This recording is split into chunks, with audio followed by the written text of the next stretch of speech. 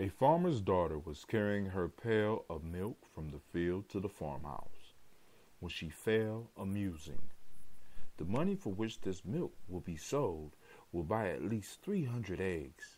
The eggs, allowing for all mishaps, will produce 250 chickens. The chickens will become ready for the market when poultry will fetch the highest price, so that by the end of the year I shall have money enough from my share to buy a new gown. In this dress I will go to the Christmas parties where all the young fellows will propose to me, but I will toss my head and refuse them every one. At this moment she tossed her head in unison with her thoughts, when down fell the milk pail to the ground, and all her imaginary schemes perished in a moment.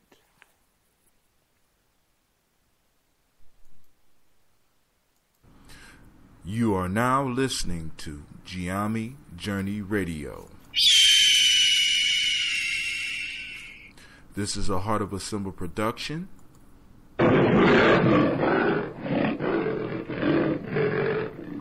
Where we strive to blow up your old paradigms. Welcome. I've been gone for a couple of weeks, but I'm back. And this is Folk Tales for Grown Folks. Of course, I am Brother Hatim, and I'm coming at you in a podcast. I decided that when I have free time, I would start pre-recording some of these shows. I love doing them live, but I want to make sure that I'm able to provide those that are taking the time to listen with your weekly dose of Folk Tales for Grown Folks, being that this is my most popular show. I kind of explained in some of my other shows what's been going on with me, but it's a pleasure to be back. So now let me do another promo, and then we're gonna get right into breaking down this fable. Be sure to follow Giami Journey on Facebook, Google Plus, and Twitter. Check us out. Join the journey.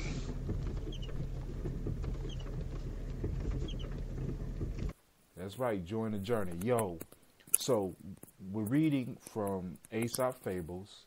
The name of the fable that we're reading today is The Milk-Woman and Her Pail. And this theme, this is a common theme. I ran across it in one of the Arabian Nights tales. And it's a real good one for us, because what this one talks about is the power of dreaming. See, in dreaming, because there's nothing wrong in essence with dreaming, but as long as we stay in the dream realm, we disconnect ourselves from reality. So in disconnecting ourselves from reality, we have to be careful in the space in which we dream. See, dreaming is to be done in like a meditation setting, in a safe setting where you are not involved with your work, because when you dream while you work, when you dream while you're in motion, you are not focused on the moment. You see, dreaming is about projecting and creating the future, right? And you don't want to be projecting the future in the present moment. At the moment that this young lady was supposed to be focusing on getting the milk to where she needed to be, or where it needed to be, the market, she started dreaming. And in her dreaming, she got so excited about it, she threw her head back, and lo and behold, all her dreams shattered with the milk that spilled. The most important part for us, the most important part is for us to realize that there is a place and a time for dreaming. But oftentimes, because we don't want to dream in the work that we are doing, we want to set time aside so that we can start the dreaming process, so that we can start the visioning process. That's part of the journey. That's an important part of the journey that you learn, because as a warrior, as those of us walking the path, we have to be fully cognizant. We have to be fully present when we're walking on this path. And we need to set time aside where we can go into a safe place, away from as much of disturbance as you possibly can, away from your work, away from your family, and start creating these visions. And then we could get all excited and start moving, because the powerful part about the young lady's dream is that it was so real to her. It was so real to her that she actually started moving with the dream, which is a great thing to do. It just need to be done in the right place at the right time. You know what I'm saying? This is in the sense where they get the saying, don't count your chickens before your eggs hatch. That's what she was doing. You know what I'm saying? And on top of that, she was counting her chickens while she was in motion.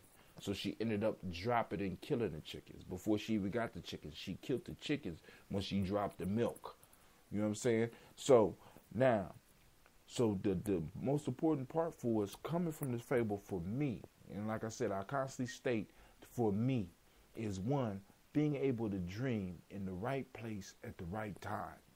Being able to focus and do what we need to do, but always taking that time for us to go inward and start creating the world that we want. All right? We don't create that world in motion. We don't create that world while we're doing the work of the moment, because in the moment we need to be present. We don't need to be in the future, nor do we need to be in the past. We need to be present fully, or we will end up like this girl. See, because the story could have went the same way if she was thinking about problems in the past. If she got caught up in her imagination, if she got caught up in her dreaming about the past or rehashing the past, she could have did the same thing. So the point is, stay focused.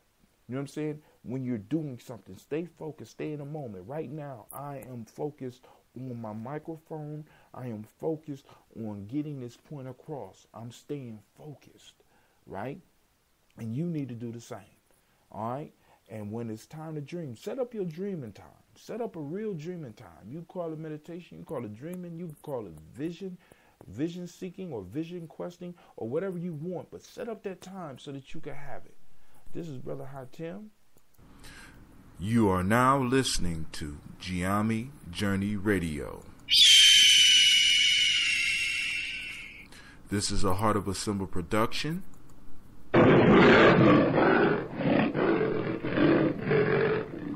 Where we strive to blow up your old paradigms.